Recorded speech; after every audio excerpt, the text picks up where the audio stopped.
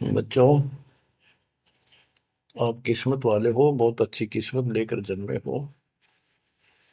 आपको परमात्मा की शरण प्राप्त है, कबीर साहब की। और इस घोर कलयुग के अंदर आज किसी के पास इतना समय नहीं है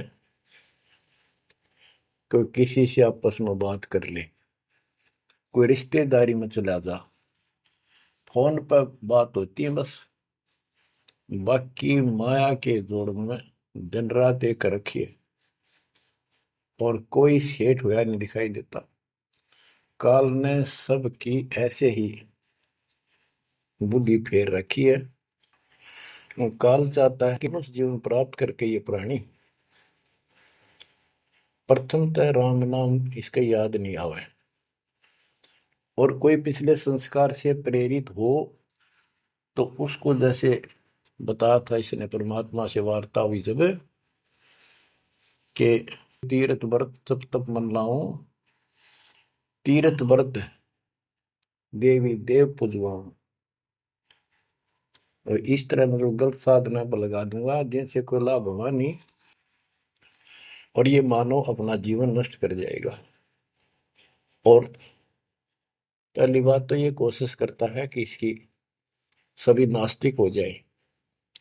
अब देखा, दास ने देखा गांव का गांव, जिस गांव में दास का जन्म हुआ, और सभी गांव में रिश्तेदारियां थी हमारी, जहां जा गए बहुत ही नेक, ईमानदार, अच्छे, नेक नीति और सभ्य इंसान होते थे, लेकिन राम के निकट नहीं थे,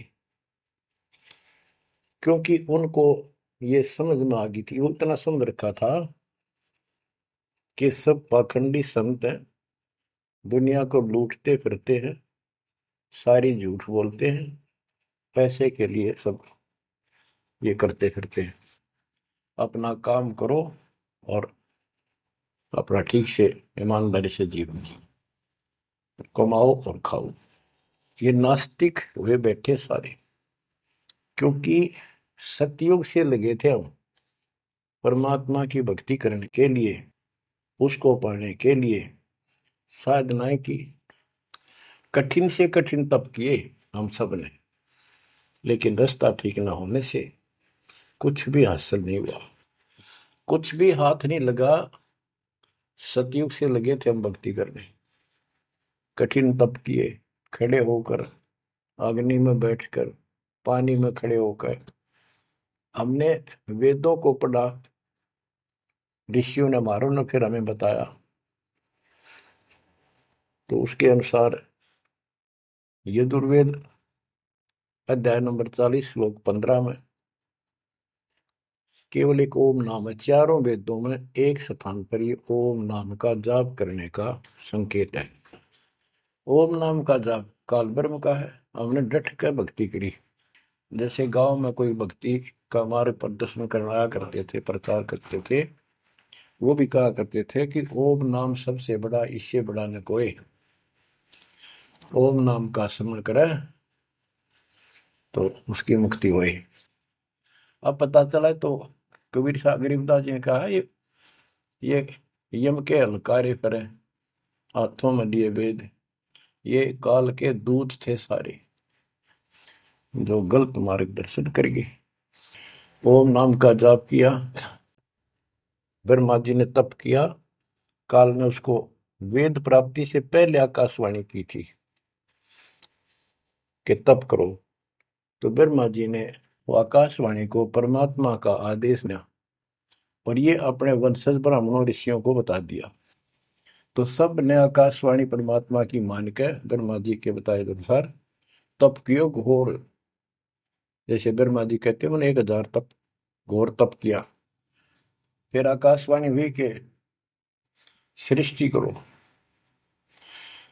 जैसे आपको बताया था श्रीमद देवी भागवत के अंदर प्रथम स्कंद में प्रसंग आता है कि नारद जी ने ब्रह्मा जी से पूछा अपने पिता से, पिताजी सारी सृष्टि का मालिक कौन है? कबीर साहब कहते हैं, इन अब तक ये नहीं पता, संशय इनका निवारण नहीं हुआ अभी तक किसी का भी। अब शिव जी को देख लो, वो तप करता है, समाधि लगाता है, शंकर ध्यान धरे विश्वासर अधोता ही सुन जावे। कि अभी तक उसके ये नहीं समझ में आ रही भगवान है भी कौन, ना कोई दिखा उसने समाधि में। इनसे तप आ जाता, तप से सिद्धि आ जाती है। नारद जी ने ब्रह्मा जी से पूछा भगवान मालिक कौन है और किसकी भक्ति करनी चाहिए। ब्रह्मा जी ने बताया कि मैं एक बार विष्णु जी के पास गया था, मिलने। वो समाधि लगाए बैठे थे। बहुत देर के बाद उनकी समाधि खुली, तब मैंने उनसे पूछा कि हे भगवान, आप सबके मालिक हो, आप सबके रचनहारे, आप किसकी ध्यान लगा रहे हो, किसकी भक्ति करते हो।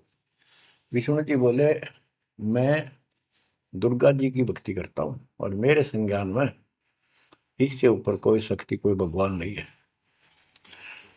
और मैं ज्यादातर तप करता हूँ, तप करके फिर सिद्धि प्राप्त हो जाती है, फिर राक्षसों से लड़ता हूँ, को मारता हूँ।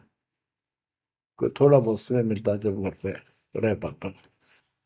अब ना नारद को पता, ना ब्रह्मा को पता, ये पुराणों की बात है तो जिनको ये सच्चा मानते हैं। और ना विष्णु को पता भगवान है कौन है। बच्चों देखो आपकी किस्मत सराहो, आपको कितना निर्णायक ज्ञान मिला। ऋषियों ने साधनाएं की, आम साधारण व्यक्ति समझ गया कि इतना तप, इतना कठिन साधना करने से भगवान की प्राप्ति होती है। ये हमारे बस का नहीं, हम नहीं कर सकते, इसलिए अपना काम धंधे में लगे रहे। बच्चे पैदा करो काल के लिए, पालो पोसो, मर जाओ।